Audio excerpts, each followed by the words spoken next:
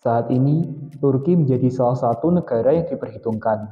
Sebagai negara produsen alutsista, berbagai macam alutsista diproduksi oleh Turki, mulai dari senjata ringan, amunisi, kendaraan tempur, bom pintar, rudal, kapal perang, hingga drone bersenjata.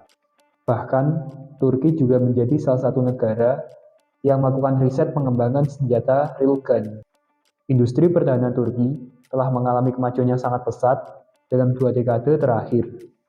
Turki telah mampu memenuhi sebagian besar kebutuhan alutsista untuk militernya. Saat ini, industri pertahanan Turki telah mampu memenuhi 70% kebutuhan angkatan bersenjata Turki, di mana 15 tahun yang lalu, hanya 15% saja kebutuhan alutsista yang mampu disuplai dari dalam negeri. Tidak hanya memenuhi kebutuhan dalam negeri, Turki juga telah mengekspor industri pertahanannya ke luar negeri.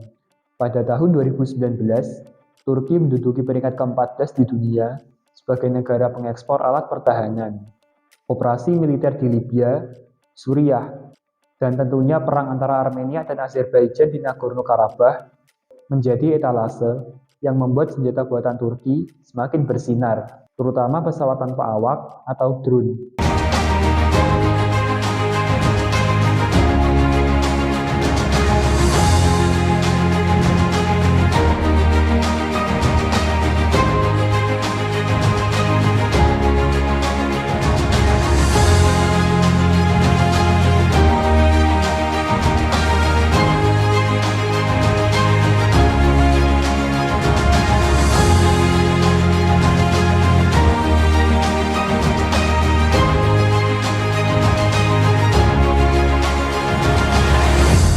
Industri militer ini juga telah memberikan kontribusi yang besar untuk pendapatan negara.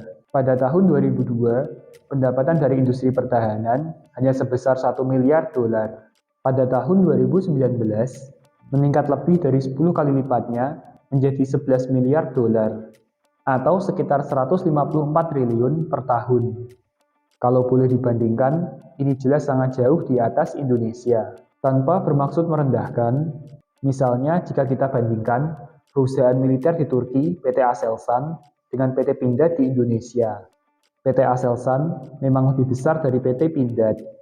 Dari segi jumlah karyawan, PT Aselsan mempekerjakan 7.610 orang, sedangkan PT Pindad 2.588 orang.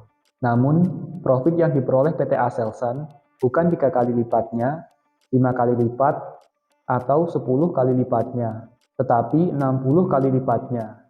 Berdasarkan laporan tahunan tahun 2019, PT Pindad mencatatkan laba bersih 101,07 miliar rupiah, sedangkan pendapatan PT Aselsan pada tahun yang sama mencatatkan laba bersih 3.353 juta lira, atau jika dirupiahkan mencapai 6 triliun rupiah. Bagaimana Turki bisa mendorong industri pertahanannya sedemikian besar? Bagaimana industri militer Turki bisa meroket begitu cepat?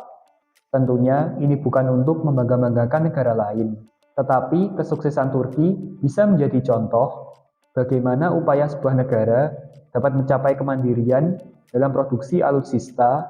Oke, langsung aja kita bahas kenapa industri militer Turki dapat berkembang dan meroket begitu cepat.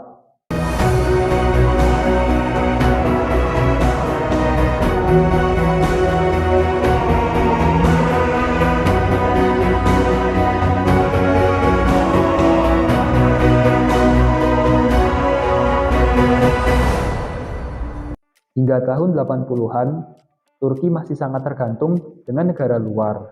Sebagian besar alutsista Turki disuplai dari Amerika dan Jerman. Kapal-kapal perang Turki sebagian adalah bekas kapal Angkatan Laut Amerika. Pada masa itu, Turki sudah memiliki industri pertahanan. Namun, perkembangannya tidak signifikan dan hanya memenuhi sebagian kecil kebutuhan dalam negeri. Meskipun Turki menjadi salah satu anggota NATO, namun posisi Turki seperti dianaktirikan. Bahkan, Turki dikenai berbagai macam pembatasan dan ancaman sanksi, misalnya untuk kebutuhan produk pertahanan udara. Turki menggunakan rudal Patriot buatan Amerika. Namun, rudal Patriot yang terpasang di Turki bukan milik Turki sendiri. melainkan milik Amerika, Jerman, dan Belanda di bawah bendera NATO.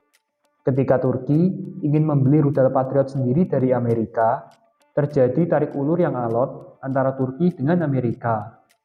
Sehingga akhirnya Turki beralih membeli sistem pertahanan S-400 dari Rusia, yang berakibat Turki didepak dari program pesawat F-35. Satu pesawat F-35 milik Turki yang telah selesai dibuat tidak pernah dikirimkan ke Turki, dan hingga saat ini tetap berada di Amerika.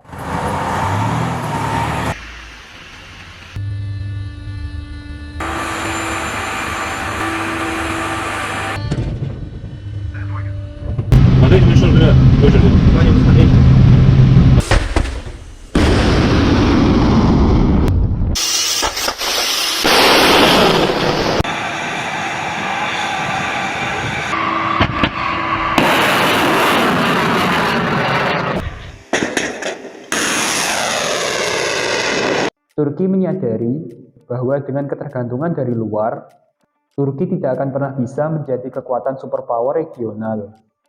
Maka, untuk memperkuat kekuatan militernya, salah satunya adalah dengan mencapai kemandirian produksi alutsista. Setelah tahun 2000, dimulailah era yang baru dari industri pertahanan Turki. Pada tahun 2001, Turki mengesahkan undang-undang tentang zona pengembangan teknologi. Undang-undang ini mendorong kerjasama dan meningkatkan koordinasi antara universitas, lembaga riset, dan sektor produksi. Untuk menyerap ilmu dan teknologi pembuatan alutsista, Turki melakukan kerjasama joint production activities dengan negara yang lebih maju, misalnya dengan Jerman.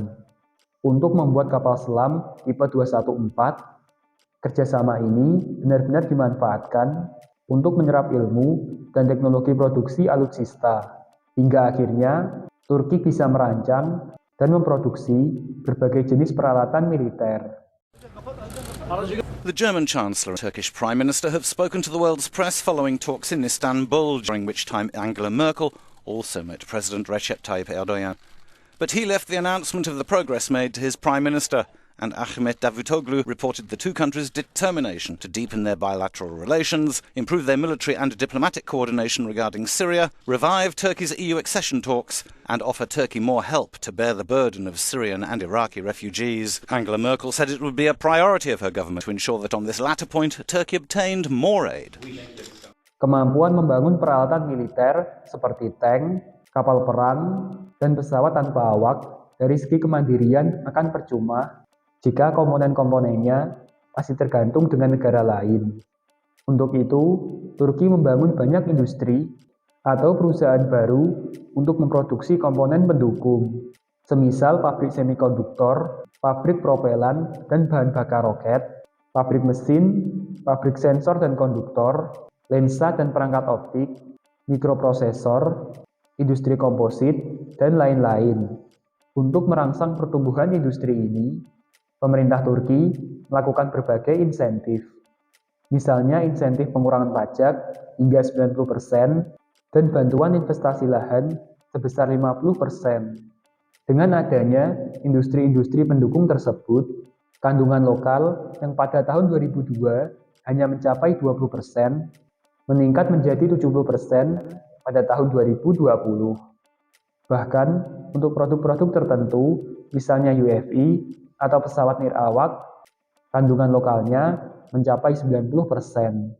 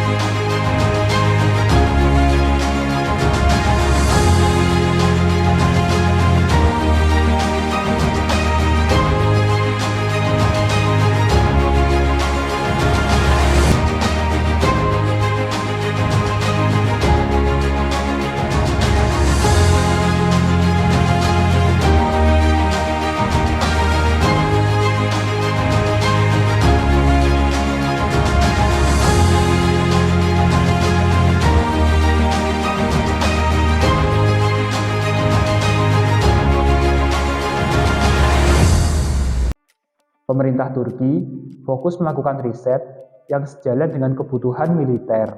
Anggaran riset dan pengembangan atau R&D yang sebelumnya hampir tidak ada, kini mencapai 1,2 miliar dolar atau 16 triliun per tahun. Berbagai proyek terkait dengan teknologi pertahanan juga meningkat pesat. Pada tahun 2002, hanya terdapat 66 proyek terkait dengan teknologi pertahanan dengan nilai 5,5 miliar dolar atau 77 triliun rupiah. Saat ini ada lebih dari 600 proyek dengan nilai 60 miliar dolar atau 840 triliun rupiah. Pemerintah Turki telah menggelontorkan dana sebesar 18 miliar dolar per tahun untuk belanja pertahanan, dengan lebih dari setengah alutsista diproduksi di dalam negeri. Saat ini, Turki memiliki 2 perusahaan yang masuk dalam 100 perusahaan pertahanan terbesar di dunia, yaitu perusahaan Aselsan dan perusahaan TUSAS. Saat ini Turki memprioritaskan teknologi sistem rudal jarak jauh bekerja sama dengan Cina. Saat ini, Turki terus mendorong peran universitas, lembaga riset, baik perusahaan besar, menengah, maupun perusahaan kecil, untuk bersama-sama memajukan industri pertahanan dalam negeri. Pada tahun 2002, jumlah industri yang terkait dengan pertahanan hanya ada 56. Namun sekarang ada 1.500 perusahaan yang terkait dengan industri pertahanan di Turki.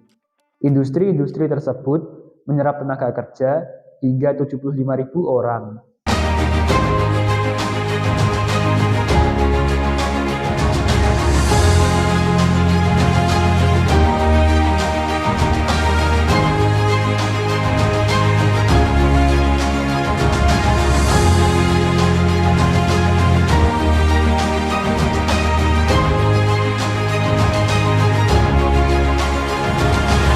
Setelah mengetahui hal tersebut, menurutmu, bagaimanakah industri pertahanan dan militer di Indonesia jika dibandingkan dengan Turki dan negara-negara maju? Kenapa Indonesia, yang notabene merupakan negeri yang kaya dengan sumber daya alam, belum dapat memproduksi dan memenuhi sebagian besar kebutuhan alutsista dan industri pertahanannya sendiri? Apakah kendala Indonesia dalam mengembangkan teknologi dan industri? Apakah ada cara untuk memajukan teknologi dan industri dalam negeri? Oke, sekian pembahasan dari gue kali ini tentang bagaimana kunci meroketnya industri militer di Turki. Kalau menurut lo gue ada yang salah, atau lo mau komen, atau lo mau kritik, atau lo mau nambahin, silahkan tulis di kolom komentar di bawah ini ya.